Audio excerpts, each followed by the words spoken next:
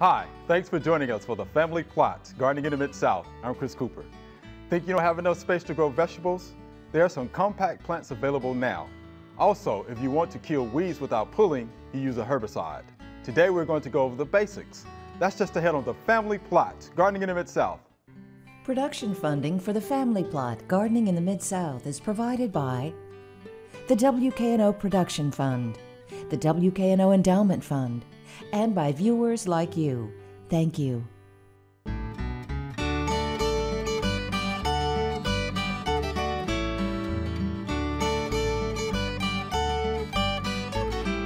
Welcome to the Family Plot. I'm Chris Cooper. Joining me today is Dr. Natalie Baumgartner.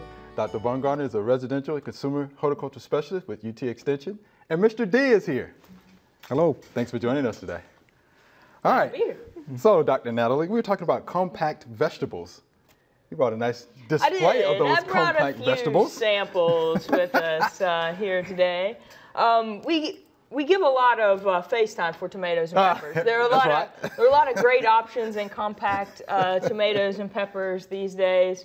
We have the baby snackers. We even have some beautiful striped sweet peppers here. These are called candy cane. Even the leaves actually are variegated. These may be one of my favorite plants in the trial this year. And even compact eggplants. These are called a Hansel. There's also a Gretel. Oh, white okay. that matches I those. got it. Patio baby. So we have lots of nice 18 to 24-inch plants that can go in raised beds, containers, very easily. Okay. Now, can we talk a little bit more about those tomatoes that you grew? Let's talk about those little tomatoes. Let's do that. So we really have some really cool options in the ranges of small-fruited tomatoes. There are very compact 12, 18-inch plants. Right. I think we have a good picture of one that's called Little Bing.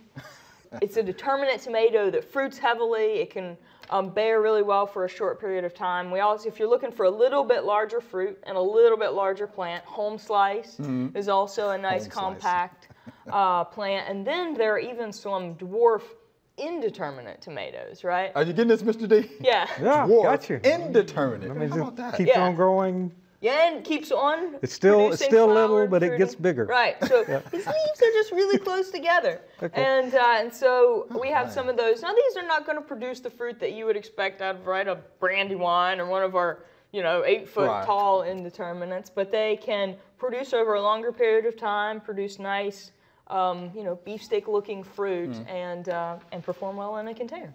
Yeah, so that's the big thing. They have to do better in a container than, I'm not having any luck at all trying to grow regular tomatoes in a container, but a small dwarf tomato ought to work better in a container. Yeah, and so you'll still need a pretty good soil volume to get them to perform well, but you don't have to do near as much work to string them up. Okay.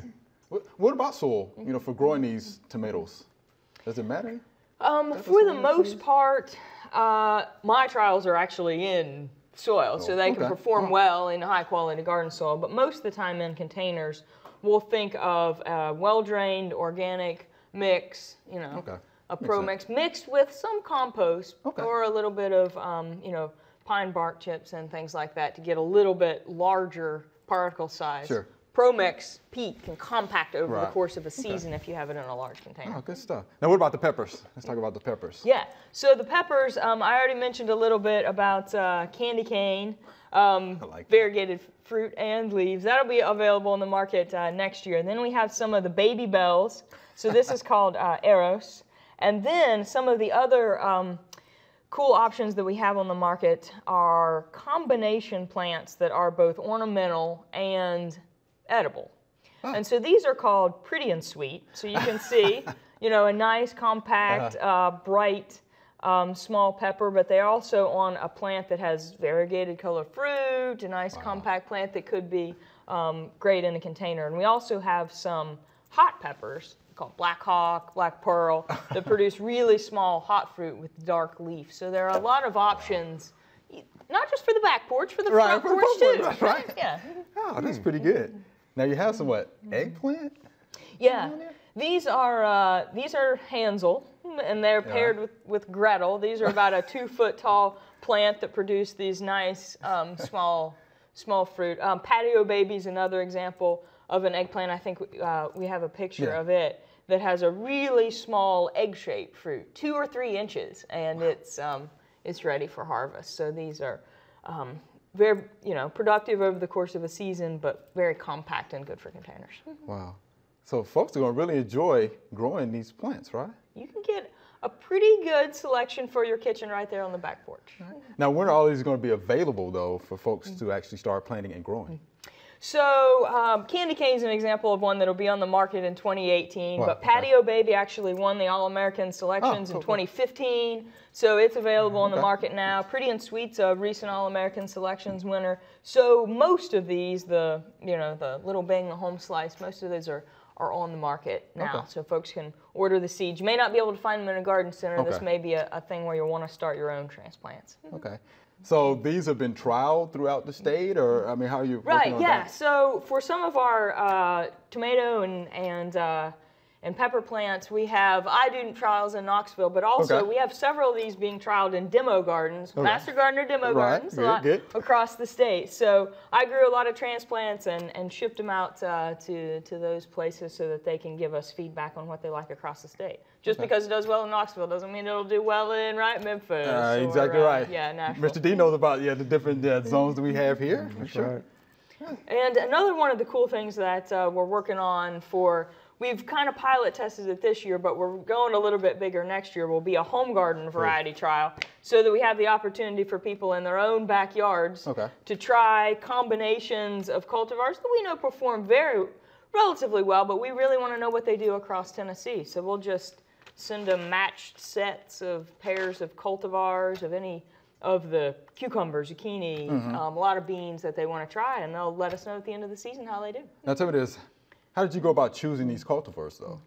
Well, initially these selections were made based on disease resistance, visual appeal, right? We can't ignore the fact that, It's got to look good. They look like Christmas ornaments. You can't eat that. That's too pretty, man. So we can't ignore the visual appeal.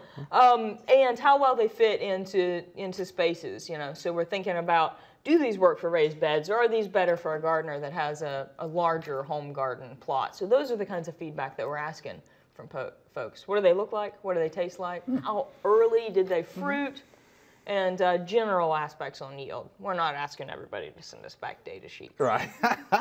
So how has that feedback been, though? Have you gotten back some of that feedback already? We have. We've gotten back some of that feedback, and folks have been excited to give us their opinions. And so by the end of September, we'll be getting a lot of those notes back. And from that, then we'll make the decision over what the cultivars are that we grow next year. So we'll keep some of the same ones, the things that performed well, but if we have some that didn't go over very well across Tennessee, we'll swap them out and grow some things that people are more interested in. So we want this to be dynamic. It changes through time to suit people's needs. Good deal. I think we even have Mr. D convinced now. He's going to be a participant next year. I can tell. I think he's going to be an evaluator. I'm into edible landscaping. I like to be able to eat things I try to take care of. See, there you go. Yeah, we always want the payoff. I think we got one now. Appreciate it, Dr. Nally. That's good stuff. Thanks. Good stuff. There are a number of gardening events going on in the next couple of weeks. Here are just a few that might interest you.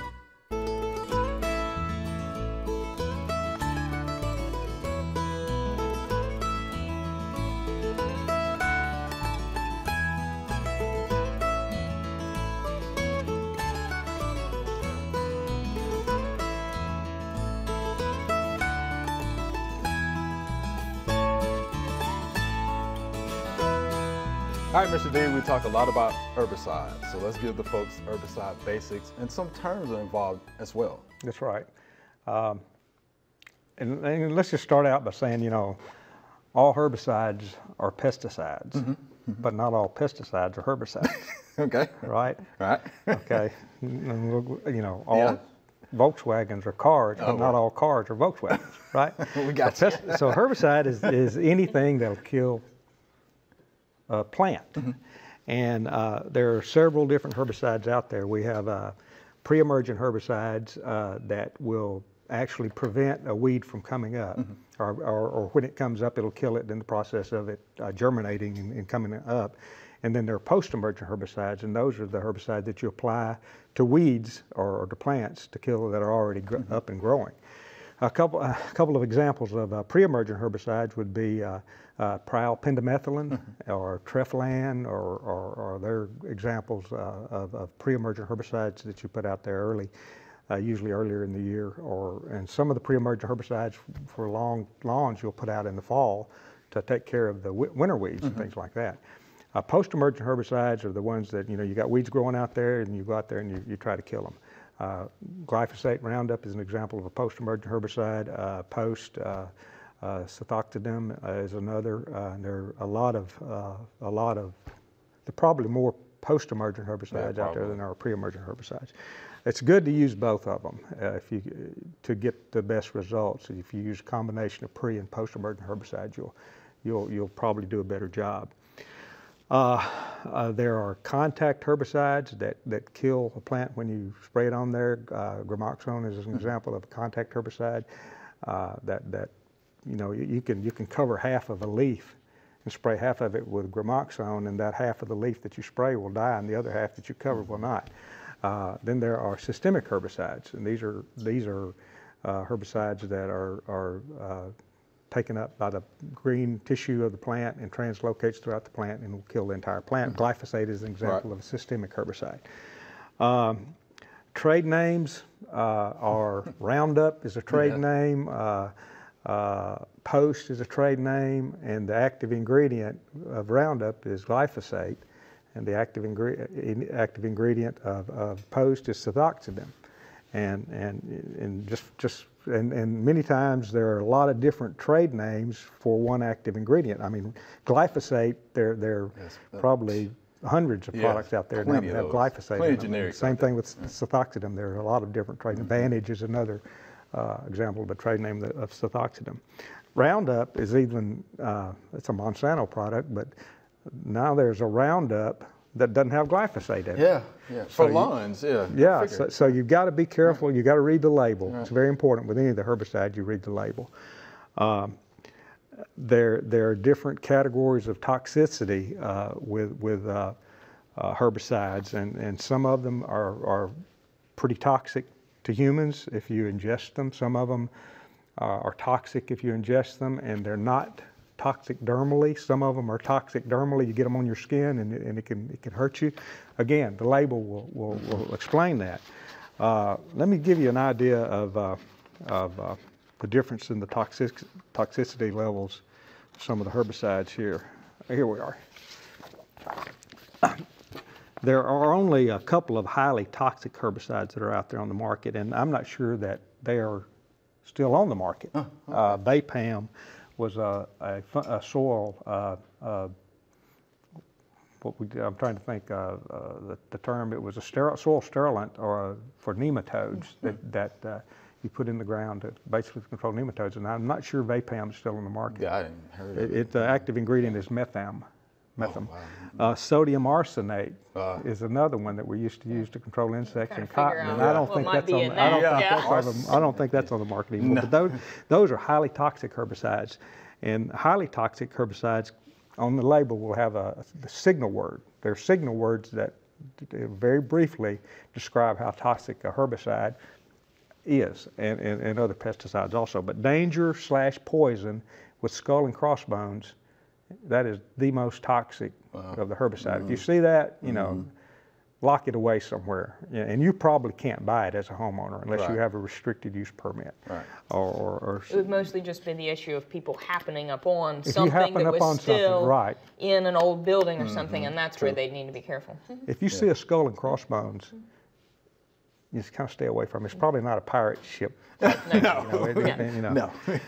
There are moderately toxic herbicides, and the signal word for that is warning. Okay. And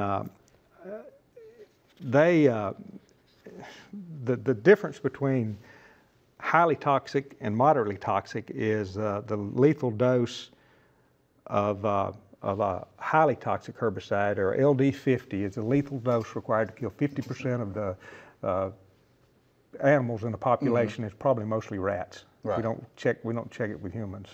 Highly toxic is less than 50 and will kill half of the rats in the population. You know, if you got 50 rats out there, it should kill 25 of those rats. Okay. Moderately toxic herbicides, it's 50 to 500. Okay. And examples of things that you and I are around every day that have that level of toxicity are caffeine. Yeah. You know, if you have that much caffeine, gasoline, kerosene. Right. Know those. Some herbicides are Avenge, Aquathol. Some aquatic herbicides carry that much toxicity, which to mammalian toxicity. But mammalian toxicity is different from fish and organisms. So some of the things are more toxic to us than they are to aquatic organisms. Slightly toxic herbicides, and there are a lot more of those than there are of the highly toxics. The LD50 for them is 500 to 5,000 milligrams per kilogram of body weight. And the signal word on the label will just be caution, so be careful. Probable lethal dose for a 150-pound person is 1 ounce to 1 pint or 1 pound. If you ingest it. Right. So, I mean, I try to avoid eating most of the time. Right. Infrequent. But aspirin is something that carries that same lethal dose designation. Table salt carries that same lethal designation. But herbicides, Abasagran, Command, 2,4-D, 2,4-DB, Cethoxidem, Host, you know, I mentioned that. Right. Dicamba carries that same level of toxicity. Vinegar is another something on our tables that carries that same. It's acetic Which often acid. comes up when we talk about what are some potentially organic herbicides. Right. And And vinegar is the first thing that comes up. Acetic acid. It's acetic acid. So yeah. Then almost non-toxic herbicides, they carry LD50 of greater than 5,000 milligrams per kilogram of body weight. Lethal dose of almost non-toxic herbicide for a 150-pound person is more than 1 pint or 1 pound. That's a pretty full meal. That's a lot, man. Roundup, glyphosate, Touchdown, Rodeo, or a couple other products that have glyphosate in them. Arsenal, Chopper, Scepter, Pursuit. You know, there's this page, Treflan, Princep. So most of the herbicides that you can buy on the shelf fit within the almost non-toxic. You know, most of them are in that category. Right, because most of those are going to contain 2,4-D, you know, for the most part, or dicamba. Right. You know, which would be your post-emerge herbicides. But one thing I want to mention, in this last list that I listed, they were almost non-toxic. I kind of scanned over that, and I saw 2 herbicides in there that are restricted use pesticides. But it's not because of their mammalian toxicity, it's because that they will very easily go off-site. Right. And get rain right after you put it out, can kill desirable plants. Right. But a lot of different herbicides out there. Just read the label. That's the take-home point. Read and follow the label. Thank you, Mr. D. It's good stuff. Read and follow the label, folks. Appreciate that, Mr. D.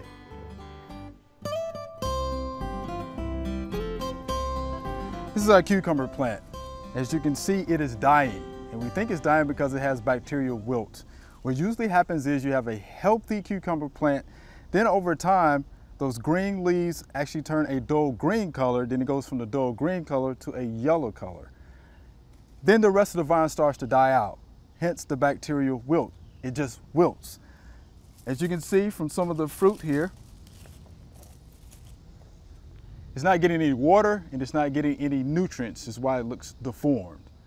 So again, this will be bacterial wilt. Your control will be to practice good sanitation, and do know that the spotted cucumber beetle is a vector for this bacterial wilt. So make sure that you're scouting your cucumbers to make sure they don't have the spotted cucumber beetle. And you can also get resistant varieties. All right, this is our Q&A session. Dr. Nally, you jump in there and help us out, all right? Certainly. All right, here's our first viewer email, and these are some good questions, by the way. Here's our first one. I have had overnight company several times in my flower beds. What animal did this? And this is from Miss Katie. So get a good look at that there, Mr. D. What animal do you think may have caused that? That is a good question. Does she have a game camera? With something like that, I'd like to put a game camera up out there and see if you could figure out what it really is. But I would, The first thing that crossed my mind, because of the shape of the holes, and the neatness around them and all that, was an armadillo. Very neat. And the size. And the size of it, but you know, squirrels will do the same thing. Yeah. They're very curious, and they're looking for stuff, and they can do the same thing. If it's an armadillo, you should have some other holes probably out in your yard. Yeah. You know, where they're rooting, because mostly they're looking for grub worms earthworms, and things like that, earthworms and things like that. And so you should have other holes out in the dirt and you know, or out in other areas of your yard. If it's just there in your bed, maybe think something a else. squirrel came swinging by and thought They he look large remembered for a that he left a squirrel. nut there last winter or something, and is checking it out. Coming by to check it out. But really, to answer your question, I'm not sure, but it probably either a squirrel or an armadillo. All right, so we have Miss Kathy. Hope that helps you out. Here's our next viewer email. It says, hello, Dr. Chris. Can you tell from these pictures what the problem is with my 3 miniature crepe myrtles? This started happening in the last 2 weeks, and this is from Eloise in Cookeville. So she has pictures there, crepe myrtles. Looks like to me, you definitely see a lot of honeydew. So the first thing that jumped in my mind, crepe myrtle aphids. What do you think? Right. Yeah, I would agree with that. I mean, it's hard to really see any insects for certain, but looking at the honeydew and in the presence of insects on the leaves. And one thing that I'm sure you'd want to point out is the difference between the leaves and the stem. Where we're Right, seeing so that if they were insect on feeding. the stems, I'm glad you mentioned that. If they were on the stems, of course, crepe myrtle bark scale. Right. Bark scale. But these are on the leaves, which makes me think aphids. Because with a heavy presence of bark scale, you could see some of that honeydew You can on see lower honeydew. leaves. You sure could. But we're seeing the insects themselves. Actually on the leaves. Yeah. And So you're I seeing think the there's- honeydew on the top too. on the Right. top of Right. the leaf. Yeah. Right. And it's pretty well covered there in those pictures, so that's a problem. Yeah, that looks like some pretty heavy feeding. Yeah, I think that's a problem.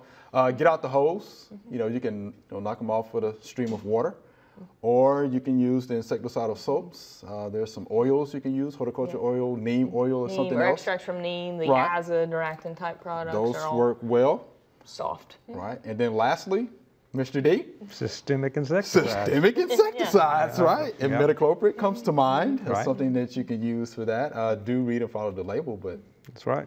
Yeah.